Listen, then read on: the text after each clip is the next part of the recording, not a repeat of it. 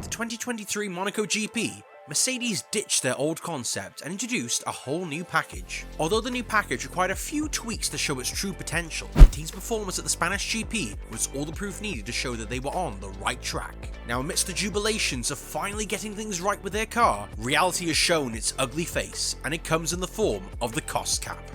So will it affect the team and hold them back from developing the car of their dreams? Let's look through the details. When Mercedes unveiled their new package at the Monaco GP, several fans breathed a sigh of relief that the so-called zero-pod concept was gone. A few might even shed a tear or two in relief. Although when it was first introduced, Hamilton or Russell didn't win the race, the engineers at Mercedes knew it was only going to take a few tweaks for the car to do better, and at the Spanish GP, they saw the desired result. Hamilton and Russell emerged as the second and third respectively, and it was an incredible moment for the team. Mind you, further stats have shown that the performance was mostly because of the layout of the circuit, but we can't deny that the car also got better, and since the car has gotten better, there is no going back for the team. After the Canadian Grand Prix, the team's boss Toto Wolff revealed that they're bringing in more upgrades. He mentioned that the first package was just the foundation, and subsequent packages will be needed for the W14 to reach its full potential. We're bringing a larger one to Silverstone, then we should have another one before shutdown. It's just that the learnings have accelerated a lot since we changed some of the concept architecture, and there should be decent steps coming in the next 4 races. Toto's revelation was received with mixed responses. Most fans were so eager to hear that the upgrades introduced at Monaco were not the last of them, but rivals like Red Bull's team Christian Horner mentioned that it would be almost impossible for Mercedes to introduce all these upgrades on the W14 and still work on next year's car without breaching the cost cap. After Horner's statement, everyone began to actually calculate the numbers. Mercedes had changed the floor and the suspension, in all a major part of the car's aerodynamics, and they also revealed that there's still more upgrades coming. The initial upgrades was obviously expensive, and by the time they add all the upgrades for the season, based on calculations, there'd be only pennies left. So how exactly would they actualize their plans? The Mercedes team principal answered these questions when he revealed that they've carried out due diligence to ensure that they won't breach the cost cap. He stylishly hinted that they weren't novices, unlike their rivals, and they put everything in place to ensure that they had enough funds to work on the W14 and next year's car without being short of funds. We have set up a huge organization in our financial department of 46 people that monitors the cost cap down to the last screw. It follows the trend of spending during all of the year. What we've done is basically allocated resources to various projects. He continued by saying that since they had comfortably stayed below the line last year, nothing was going to change this year. We stayed below that line all year last year, and we've stayed below that line this year.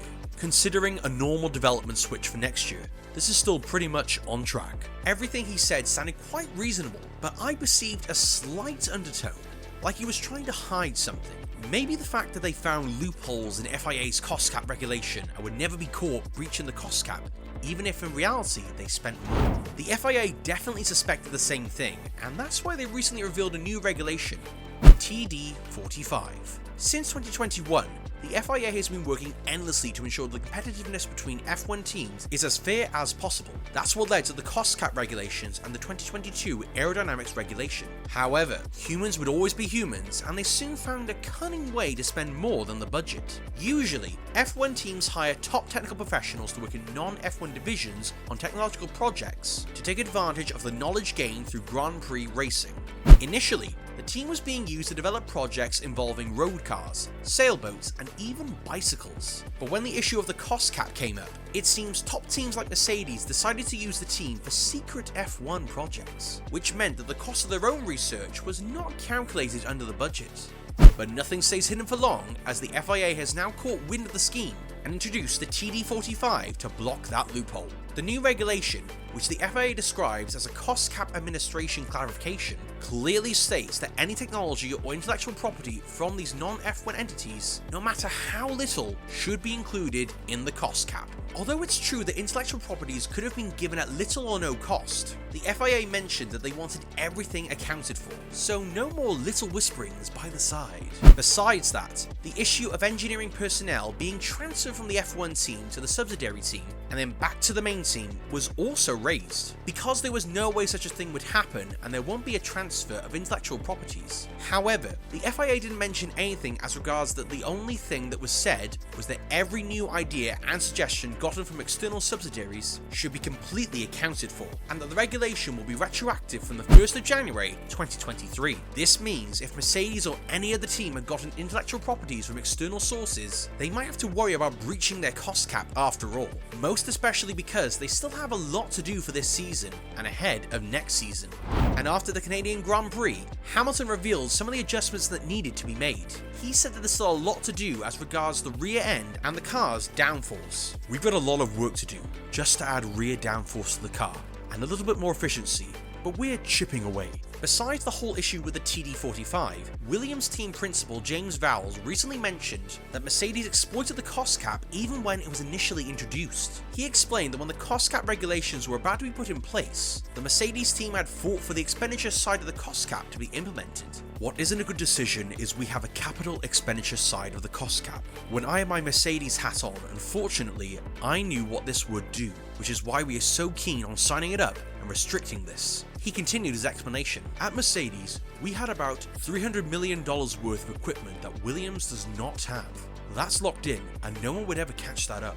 And even if they could, imagine how long it takes you to spend $300 million, get the money together, put it in place. So in conclusion, he stated that there was no way there was going to be a balance between top teams like Mercedes and Williams due to the gap caused by the equipment that they have access to, and for that to be rectified, lower teams like Williams should maybe have a different cost cap.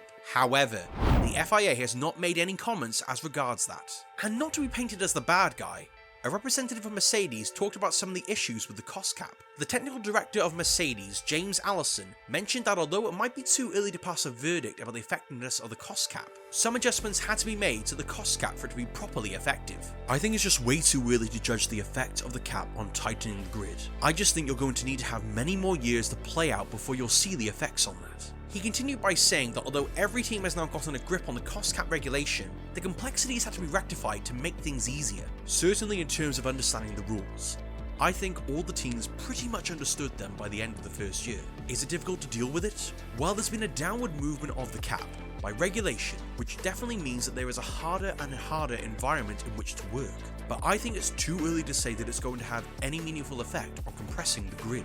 Although the FIA hasn't made any comments, they're definitely working towards rectifying every issue with the cost cap, and the implementation of the TD45 is a step in that direction. Also, there's a high probability that by 2026, everything might have been completely rectified. So what do you think about all that is being discussed? Kindly let us know in the comments section.